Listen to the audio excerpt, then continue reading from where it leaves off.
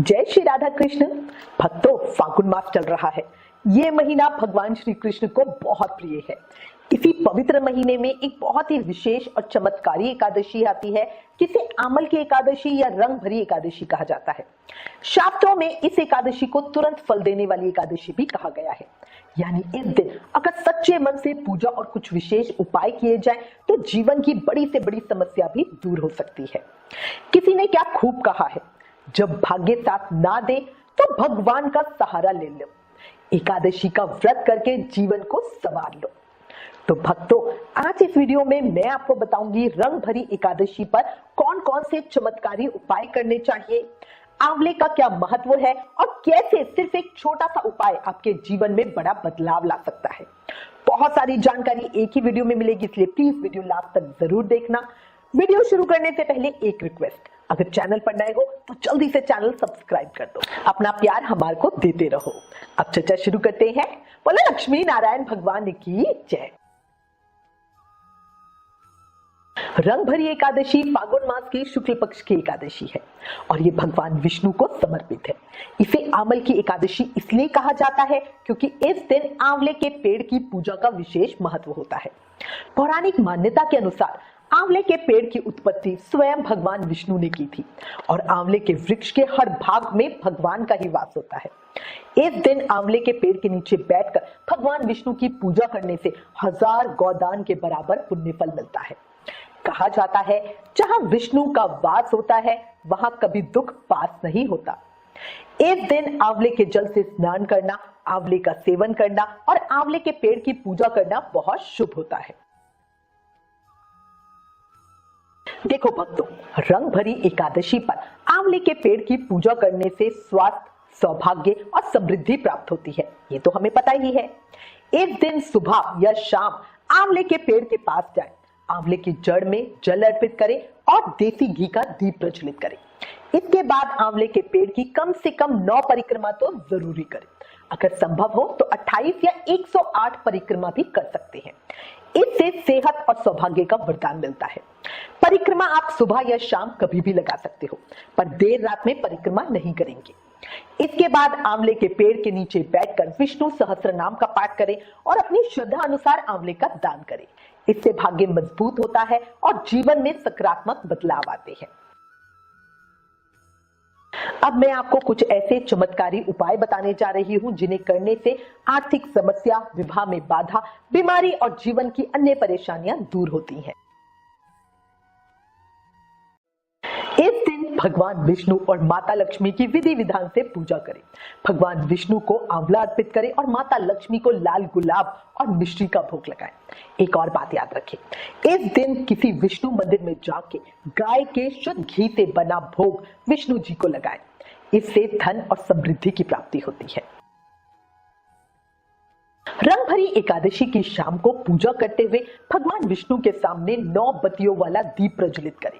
इसके अलावा एक बड़ा दीपक पूजा घर में अलग से जलाएं जो रात भर जलता रहे। इससे घर की नकारात्मक ऊर्जा समाप्त होती है और सुख समृद्धि आती है। एकादशी वाले दिन सुबह 1 लोटा जल लेकर उसमें थोड़ी चीनी मिलाकर पीपल के वृक्ष में अर्पित करें। शाम को पीपल की जड़ में देसी घी का दीप प्रज्वलित करें। इससे ऋण मुक्ति होती है, धन प्राप्ति के योग बनते हैं। रंग भरी एकादशी के दिन दूध मिश्रित जल पीपल में अर्पित करने के साथ गुलाल और सफेद मिठाई भी चढ़ाएं। इस उपाय से सारी आर्थिक समस्याएं दूर हो जाएंगी। रंग भरी एकादशी का संबंध भोलेनाथ और माता पार्वती से भी है, इसलिए सुबह स्नान करने के बाद एकादशी पूजा का संकल्प करें। घर पर बढ़िया पूजा करने के बाद घर से एक पात्र में जल भरकर शिव मंदिर जाएं और शिवलिंग पर बेलपत्र, चंदन, गुलाल अर्पित करें। इससे आर्थिक समस्याओं से छुटकारा मिलता है। अगर विवाह में देरी हो रही है तो इस दिन भगवान शिव और माता पार्वती को गुलाबी गुलाल अर्पित करें। अगर पति पत्नी या प्रेमी जोड़ा साथ में पूजा करते हैं तो उनके रिश्ते में प्रेम और मधुरता आती है। भगवान शिव और माता पार्वती को सफेद मिठाई और बेलपत्र अर्पित करने से वैवाहिक जीवन सुखी होता है। अगर संतान सुख की इच्छा है तो 11 या 21 बेलपत्र पर ओम लिखकर अर्पित करें।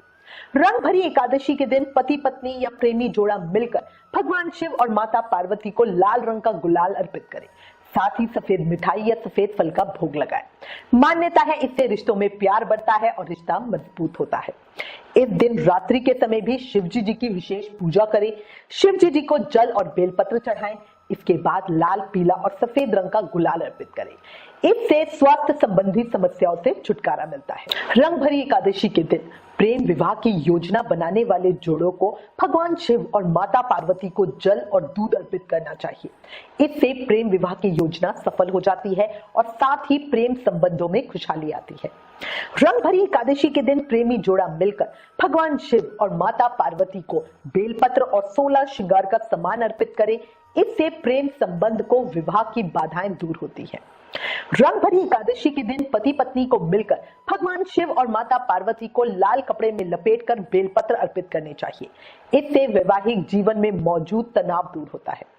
इस दिन दंपतियों को एक साथ मिलकर भगवान शिव और माता पार्वती को रुद्राक्ष अर्पित करना चाहिए। इससे पारिवारिक जीवन का कलेश दूर होता है और जीवन में मधुरता आती है। इस दिन अन्न, वस्त्र, आंवला या धन का दान जरूर करें। दान करने से भगवान की विशेष कृपा मिलती है। जैसा कि कहा गया है, दान करने से धन कम नहीं होता और भगवान को याद करने से मन दुखी नहीं होता। अब ये थे कुछ सरल बातें। अपनी सुविधा के अनुसार आप इन्हें करें और जीवन में असर देखें, बदलाव देखें।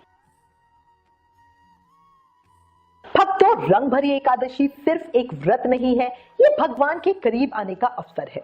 ये दिन हमें सिखाता है कि अगर हम सच्चे मन से भगवान को याद करें तो जीवन की हर समस्या का समाधान मिल सकता है, क्योंकि भगवान के दरबार में देर है, अंधेर नहीं।